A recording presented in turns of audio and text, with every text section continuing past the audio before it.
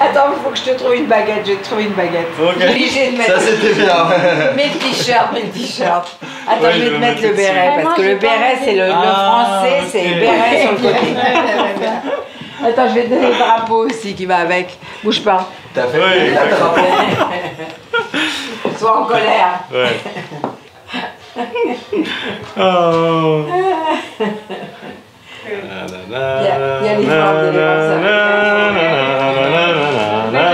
Je suis français, je suis devenu français. C'est incroyable. Ouais, c'est... La France, c'est un honneur d'être français. J'étais content de partager ce moment avec Marie-France parce que Marie-France, c'est une personne très importante dans ma vie.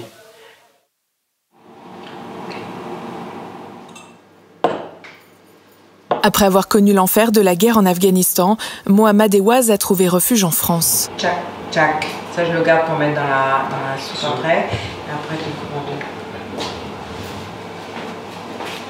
Marie-France Cohen, styliste de renom, lui a ouvert la porte de son hôtel particulier à Paris.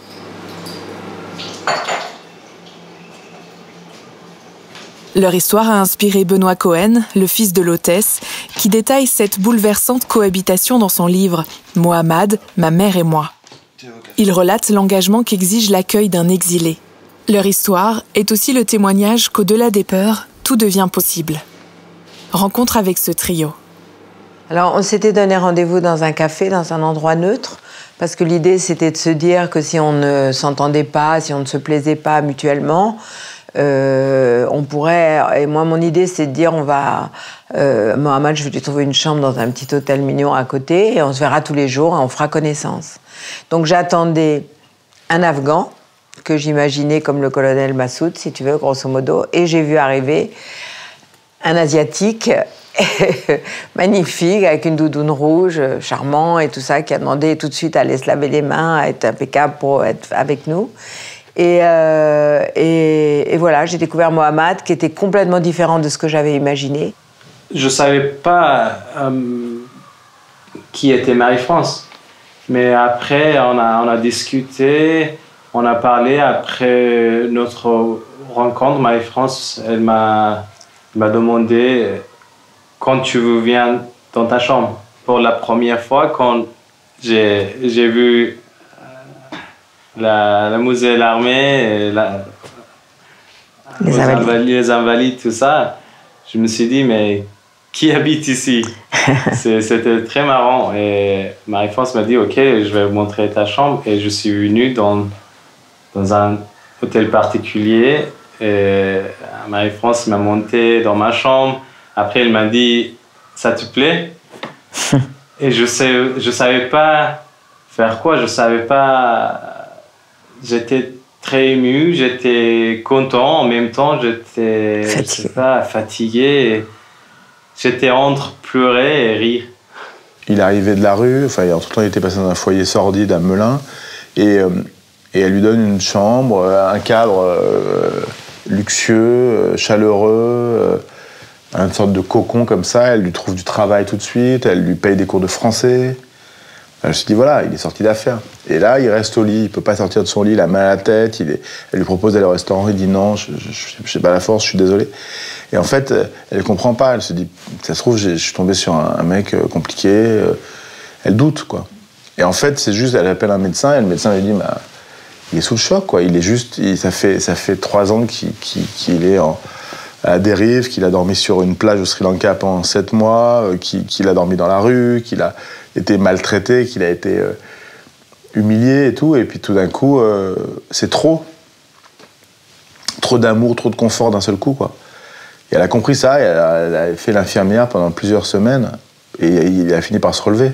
C'est qu'on croit que parce qu'on a donné une chambre, etc., ça va être formidable, et qu'en fait, tu accueilles quelqu'un qui est cassé, qui est en morceaux, qui doit se remettre tout doucement de de toute la violence de ce qu'a été ce trajet entre de l'exil à la France. Parce qu'il était interprète dans l'armée française et qu'au moment où la France a quitté l'Afghanistan, on a dit à tous les interprètes, ils étaient 300 à l'époque, on va vous donner un visa. Et parce qu'ils étaient en danger de mort, les talibans allaient se venger sur eux. Et en fait, Mohammad a attendu pendant 7 mois son visa. Et il est allé toutes les semaines à l'ambassade et on lui disait oui, on va s'occuper de vous, et puis on ne s'occupait pas de lui. Puis un jour, il y a des types qui sont venus chez lui pour l'égorger. Il s'est sauvé par la fenêtre, il s'est réfugié dans une mosquée, et le lendemain, il a pris le premier avion pour le Sri Lanka, où il avait repéré qu'il y avait un bureau du HCR qui allait peut-être pouvoir l'aider. Et donc il a été trahi par ces gens. Il a quand même passé 1 an et demi au front avec un gilet pare-balles, les gens se faisaient tuer autour de lui. Il a combattu avec l'armée française, et l'armée française l'a abandonné. Et à partir de là, plein de gens l'ont trahi sur son chemin. Et donc il avait perdu toute confiance. La seule chose qui m'aidait beaucoup et qui a construit ma personnalité, c'était la confiance en Marie-France. Il y a des gens qui, il m'a dit, je t'aide, je fais ça, mais j'ai pas vous dans ce niveau que vous laissez votre maison, toutes les portes ouvertes et partez ailleurs, alors qu'on ne se connaît pas beaucoup. Mais moi, je me suis dit, si j'étais Marie-France, j'osais pas. Non, je sais pas, pour moi, c'était la grande chose que j'ai reçue au début, après le toit, après ma chambre. Je crois que la confiance était plus importante que la chambre pour moi. Parce que on a la dignité, c'est important. C'est joli ce que tu dis. Ouais. Ça rend ma vie plus belle de faire confiance. Voilà. J'espère que ça fait du bien aux autres aussi. Même dans mes amis, tout le monde me dit t'es complètement folle, etc. C'est évident. Tu fais rentrer quelqu'un chez toi qui arrive du bout du monde, etc. Et puis j'ai réfléchi, je me suis dit, quelqu'un, tu vois, qui a traversé l'enfer pour arriver ici et qui a la chance d'avoir quelqu'un qui l'accueille, il ne va pas venir me voler mes petites cuillères, tu vois ce que je veux dire ? Je me suis dit, c'est quelqu'un qui est forcément plus intelligent, plus malin, pour être arrivé à surmonter tous les écueils, etc. Il va pas arriver, et donc j'ai tout laissé ouvert. J'ai dit, voilà, regarde Mohammad, c'est là, tout est ouvert, tu fais comme chez toi, et voilà. Il y a beaucoup de choses qui m'arrivent, France. Au bout d'un moment, il m'a appris. On a parlé beaucoup. Oui, on a parlé beaucoup. Il m'a parlé un peu partout. De façon de manger, de boire, comment on tient le champagne, tout ça. Comment on parlait. Ça, c'est pas très philosophique. On a appris à se parler, et beaucoup grâce aux films. Parce qu'on a vu des films, et là, tu vois, encore la semaine dernière, on a vu des films même d'époque, si tu veux, parce que c'est impensable pour Mohammad, l'Angleterre du XVIIe siècle. Tu vois, les marquis, les perruques. Il n'a jamais vu de perruque. Il n'a jamais vu ce que c'était que la Chambre des Lords. Après, on a vu un truc sur la Révolution, je veux dire, la Révolution française. Il n'a jamais entendu parler. Tu vois ce que je veux dire ? La Shoah, il n'avait jamais entendu parler. Je veux dire, il y a tellement de choses à découvrir sur l'Europe, sur tout juste en dehors de l'Afghanistan et de l'Iran, qu'il a connu les deux l'un à côté de l'autre dans une même logique, si tu veux. Et il faut arriver à imaginer ce que c'est. C'est comme d'arriver chez les Martiens, quoi. Maintenant, je vois la vie autrement, bien sûr. Et ça fait 3 ans que j'habite ici maintenant. Et j'ai presque tous mes souvenirs d'ici. J'ai construit ma vie ici. Et Marie-France, elle m'a accompagné jusqu'à ici. Au début, jusqu'à là, on a allé très loin. Pour moi, c'est comme ma famille, pour moi. Parce que j'ai reçu que l'amour, la confiance, l'attention et ce que la famille donne. Ça, c'est ce que la famille, seulement la famille te donne ça.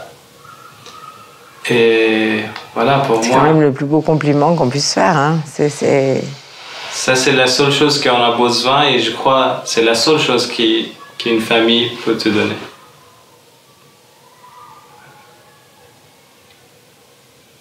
Ouais, c'est vraiment extraordinaire, tu vois. C'est étonnant comment en un laps de temps aussi court, un étranger peut devenir quelqu'un de familier et comme on peut nouer des liens extrêmement forts. L'arrivée de Mohamed m'a fait comprendre encore mieux tout ce système, tout ce mouvement, c'est-à-dire comment on peut... en fait, le monde dans lequel on vit, et je fais partie de ce mouvement aujourd'hui, est un monde de mouvement, et ça ne sert à rien de lutter contre ça. Je veux dire, on a tous ces gens qui se referment sur eux-mêmes, qui veulent rester dans la France avec les Français. D'abord, ça ne veut rien dire, les Français. Les Français, c'est que des étrangers, en fait. Donc, il y a quelque chose c'est ça que ça m'a apporté, vraiment. Ça m'a ouvert l'esprit très largement. Et je pense que c'est ça que peuvent nous apporter les gens qui viennent d'ailleurs, et c'est ça, cette grande richesse dont on doit se servir et ne surtout pas la rejeter, c'est que ça nous permet de penser, de voir plus grand, quoi. Et je trouve ça dommage de se priver de ça. Je pense que c'est normal que les gens tu vois, aient peur, c'est normal que les gens se posent des questions, c'est normal. Donc il ne faut pas que les gens se culpabilisent, il faut juste se dire que on peut essayer, et si ça marche pas, ça marche pas, et si ça marche, c'est un vrai cadeau. Voilà. Aujourd'hui, à force de courage et de détermination, Mohamed, qui a quitté l'école à l'âge de 15 ans à Kaboul, est devenu étudiant à Sciences Po. En Afghanistan, depuis toujours, j'étais intéressé par sciences sociales et sciences politiques. Je savais un jour, si je vais commencer mes études, je vais faire sciences politiques. C'est un des meilleures écoles dans le monde.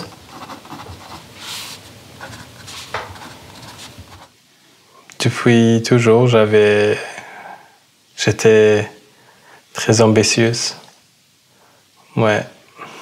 Et pour aller très loin, il faut choisir le plus dur. Et je n'ai pas choisi le plus facile. Et c'est dur aujourd'hui, mais j'aime bien. Ça m'intéresse. C'est dur, mais ça m'intéresse. Je pense qu'aujourd'hui, en Afghanistan, il n'y a pas beaucoup de jeunes qui sont actifs dans la vie politique. Il y a beaucoup de jeunes réfugiés, beaucoup des Afghans d'autres pays qui ils ont dû quitter leur pays. Et puis, ils sont arrivés aujourd'hui ici en Europe ou dans d'autres pays. Et il y a pas mal de possibilités pour apprendre des choses qui peuvent aider pour reconstruire leur pays. Et voilà.